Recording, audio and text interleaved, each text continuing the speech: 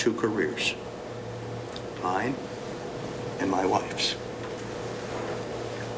There was only one way Acri or Wilson could win. Judge Rolf Steinberg instructed the jury they'd have to prove WTVT station management had deliberately tried to distort the news. Proof of a violation requires that the plaintiffs establish that WTVT's station or news management acted intentionally and deliberately to falsify or distort plaintiff's proposed news report on BGH. Wilson lost, but Jane Acri won her case. Because she threatened to disclose to the Federal Communications Commission under oath the broadcast of a false, distorted, or slanted news report, yes. So Acri proved news distortion. You wouldn't know it from the spin on WTVT's air. Fox 13 representatives say the jury, through its verdicts, clearly stated that the station did not tell Acri and Wilson to falsify and distort the news through their BGH story. I think we are completely vindicated on the finding of this jury that we do not distort news. For lost wages, $88,725. That does not have to do with distortion of the news. It does not have to do with falsification of the news. For lost earning capacity, $120,750. I think today is a wonderful day for Fox 13. For other damages, $215,525. Fox appealed the jury's decision. Their attorneys argued there is no law against news distortion. You haven't found a statute, you haven't found a rule, you haven't found regulations. What we're doing is importing into that the news distortion policy. And it went to the Second District Court of Appeals in Florida, and they bought the Fox argument that, yes, it is a policy of the FCC, but it's not technically against any law, rule, or regulation to distort the news. What they're saying is the news really belongs to the corporation that's putting it out, and that it's not against the law to lie to the public. It's an FCC rule, but it's not against the law. Where does that leave us as people who are served by the broadcast airwaves? Fox 13 Vice President and General Manager Bob Linger says the station has been completely vindicated by the ruling. Acri and Wilson ended up paying Fox attorney fees. The road to war in Iraq took some strange turns, none stranger than a detour to the West African country of Niger. Reports which do hold government accountable, like this, can cost a lot of money. A team of people can put months into research and travel and production just to air one 8-minute story. To build a nuclear bomb. They've largely been replaced with coverage like this that costs very little. Anna Nicole Smith's last interview. But means bigger profits for shareholders and diverts our attention from real news. You know, whatever happened to investigative reporting? And I think part of what happened is corporatization of the media. It's the bottom line. So the first thing you do is you fire a quarter of the newsroom or half the newsroom. So you don't even have the reporters that go out there and dig up the story. It's, you know, how can you get it quick? And I can tell you it's a lot cheaper to have two people arguing on TV from, polarized point of views than actual reporters out there digging up the story and saying, okay, America, here's the facts, you decide. It may be entertaining, but sure as hell ain't news. It's the broadcast blues. Media consolidation means fewer reporters, and those who remain too often feel pressured to play nice with government. It's a nasty little game called access. That is one of the biggest media manipulations is, you want our guy? You want our woman? Well, you better play the game. You better play by our rules. If you want that, we call that in our field a get interview, some real headline maker that everybody wants to get on their air. You want that person that's a valuable commodity? You better play the game. The top newsmakers in the Bush administration were a great get, and they were all over the airwaves as they made their case for war in Iraq. But where were the hard questions? Abysmal. Abysmal. I think that the press dropped the ball. I think that when they should have been the real watchdogs and should have let the chips fall where they may, they defaulted totally. And they did, as they say, in the run-up to the war, it was so clear. For 2 years, we were going to war, and nobody asked why.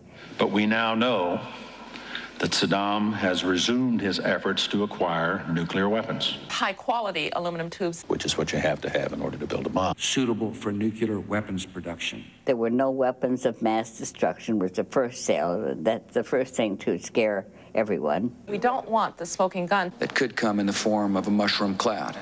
No ties to al-Qaeda. We do have solid evidence of the presence in Iraq of al-Qaeda members. There was a pattern, a relationship that went back at least a decade between Iraq and al-Qaeda. Was a lot of obvious deception at a time when it was crucial for our country, which was right after 9/11. They felt that they had to be super patriots and support the government no matter what. They gave up their one weapon, which was skepticism. The news shows repeated the administration line. They did indeed have a contact between Atta and an Iraqi diplomat. Time and time again. Saddam Hussein put his biological weapons laboratories in trucks. Little turned out to be true.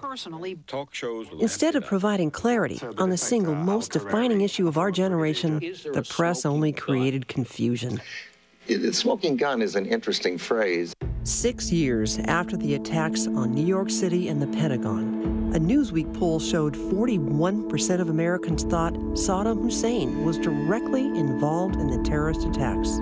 I don't think we ever said, at least I know I didn't say, that there was a direct connection between September the 11th and Saddam Hussein. Nobody's ever suggested that the attacks of September the 11th were ordered by Iraq. No wonder the news media has lost the public trust. They want to make policy choices based on truth. And what I heard is that people didn't really quite feel that the mainstream media, the media as most of us experience it, was truth-telling. The group Fairness and Accuracy in Reporting did a study of the 2 weeks around February 5th, 2003, right before the invasion, the 4 major nightly newscasts, NBC, ABC, CBS, and the PBS NewsHour with Jim Lehrer. There were 393 interviews done around war. Only 3 were with anti-war leaders. 3 of almost 400, when half the population was opposed to the invasion. That is no longer a mainstream media. That's an extreme media, beating the drums for war. A recent New York Times report says the media got right in bed with the Pentagon to promote the war. Former military officers would get talking points directly from the Pentagon, then say them on the air. No questions asked. The Defense Secretary Donald Rumsfeld has just wrapped up his meeting with retired U.S. generals. Talking point. Imagine an Iraq ruled by Zarqawi. The message needs to be, imagine an Iraq. Imagine Iraq under the control of Zarqawi. Talking point. Link Iraq to Iran. I believe that Iran is now the #1 troublemaker in Iraq. That's bad enough. But a lot of these Pentagon pundits were making big money from defense contracts. Most of the TV and the radio military analysts have ties to military contractors, people who could possibly be making money on the war. Most would consider that a potential conflict of interest, maybe not even potential. At the same time, reporters who did ask hard questions were punished by the White House. Luckily, their managers stood by them. Reporter Jonathan Landy covered a speech Dick Cheney gave in August 2002 to the veterans of foreign wars. Many of us are convinced that Saddam Hussein will acquire nuclear weapons fairly soon. That was based on absolutely nothing. It was as if it was pulled out of thin air. There was absolutely no intelligence, no evidence whatsoever for that assertion. So Landy and Warren Strobel began writing about faulty intelligence, about how there was no link between Iraq and al-Qaeda, about failed policies. That series of stories won me the distinction of people in the Pentagon trying to shut me out of travel with the Secretary of Defense. I was not allowed, I have not been allowed or invited onto a trip, Pentagon trip since. How long has that been? 3 years. The chill was felt by White House correspondent William Douglas, too. He had been trying to get on the vice president's plane in early 2004. There were some things that the vice president's office didn't like that we wrote, and there was no room on the plane. It's my belief that a lot of journalists did not ask hard questions, of this administration's policies, particularly in the run-up to the war in Iraq, because they were afraid of losing access and having happened to them what happened to me and has happened to others. An example of why media ownership matters to democracy. If our reporting sheds light on the reasons why they are being asked to go and risk life and limb and health and family and everything else, then we're doing our job. And if that displeases the Secretary of Defense, if it displeases the Vice President, so be it. Top stories every hour, we trusted as real news. Reporters joined with power and left us all confused. The biggest scandal of the Bush administration is the story of reporters who protected their access to top officials first and put their responsibility to the public last. The story really begins with Ambassador Joseph Wilson. Wilson was the acting ambassador to Iraq before the first Gulf War. When Saddam Hussein took more than 100 Americans as hostages, Joe Wilson stared him down. Saddam Hussein backed off and released the Americans. For that, President George Herbert Walker Bush proclaimed Wilson a national hero. Then that hero heard President George W. Bush make this statement in the 2003 State of the Union address. The British government has learned that Saddam Hussein recently sought significant quantities of uranium from Africa. A year earlier, the CIA had sent Wilson to investigate the uranium claim, and he knew it wasn't true. The level of corruption that it has demonstrated from the top down is staggering to the American people. So he wrote about it in the New York Times. That touched off a firestorm at the White House. Columnist Robert Novak tried to discredit Wilson by writing a story that Wilson's wife, Valerie Plame, who worked at the CIA, sent him on the trip.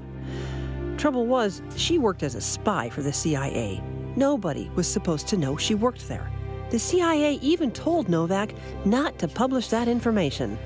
But Novak did. What Mr. Harlow told me was he asked me not to use her name, did not say she was a covered employee, and I still don't believe she was engaged in any covert activities. Former President Bush was not amused. Human intelligence, spies, is very important. It's pretty hard to get it if somebody working in clandestine service thinks his name is going to appear in the Times or the Post or any place else. Deputy Defense Secretary Richard Armitage admitted he was the first to leak the spy's name, and he apologized for it.